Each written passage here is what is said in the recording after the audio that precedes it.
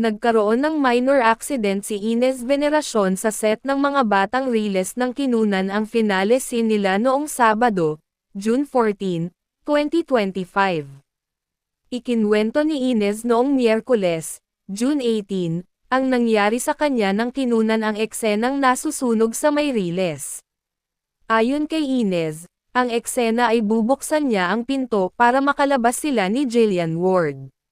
Nung binuksan niya ang pinto, may isang mabigat na kahoy na natambak, at nabagsakan ang kanang kamay ng aktres. Tumama raw ito sa hinlalaki niya na naging sanhi ng pagka-fracture nito.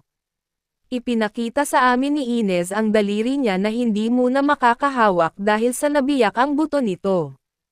Hindi na raw siya nakatayo sa sobrang sakit kaya nag-cut na ang direktor.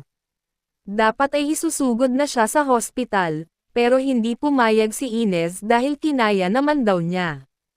Gusto nila, ayoko eh. Kasi I still have 3 more scenes, sabi niya.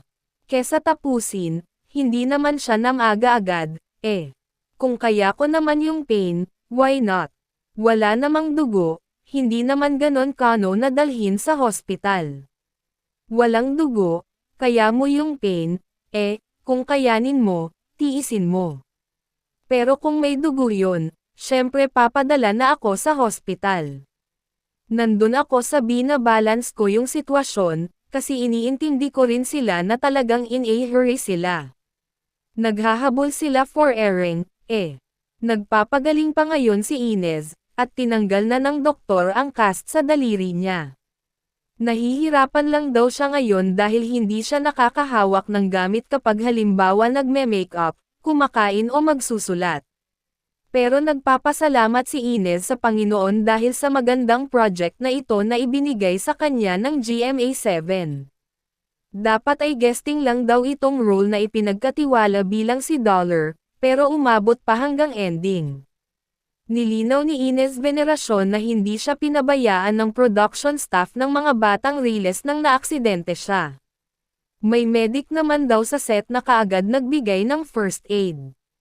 Pero bumilib ang aktres sa co-star niyang si Zephanie dahil kompleto raw ito sa gamit pati gamot na ipinatik sa kanya. Kwento ni Ines, may medic naman, eh, luckily si Zephanie, napakabait. Siya yung nagsilbing nurse ko that night. If you need anything ate, ha? Ganyan siya, may gamot. Ready lang siya sa lahat. May gamot siya, may pain reliever siya, ang galing. Nakaalalay siya sa akin. Mabait na bata yon, hindi mo akalain. Kasi nag-uusap lang kami sa set, eh. Dito ko nga na-realize, kapag may mga ganyan, malalaman mo kung sino ang nasa tabi, mag-aasikaso sa'yo, may care. Naging close daw talaga sila ni Zephanie, na madalas niyang nakakatsikahan sa tent. Nung una, akala niya parang mata-ray ako. Actually, karamihan doon, impression ko doon, kasi mata-ray yung mukha ko, yung dating ko.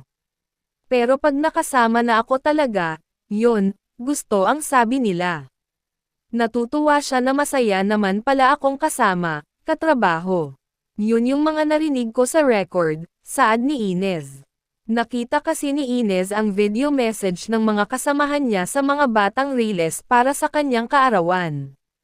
This Friday, June 20, ang airing ng finale episode ng mga batang Riles. Tiyak na mami-miss daw ni Ines ang mga kasamahan niya sa seryeng ito dahil naging close silang lahat. Magaan daw katrabaho mula sa mga artista hanggang sa production staff. Naging close ko si Miguel, Tan Felix, si Diana, Zebiri, lumalabas kami lagi ni Diana eh. Tapos si Miguel din, halos lahat, sina Kuya Dick, Paulette. Saka sobrang gan ng trabaho. Sobrang gan nilang lahat katrabaho kasi lahat mabait, walang may ere, walang mayabang. Tas, sa ganyan kasi sa serye, merong ganyan, eh. Akala mo kung sino, ang hirap katrabaho, may mga ganon, kainis katrabaho, mayabang, ayaw makihalubilo.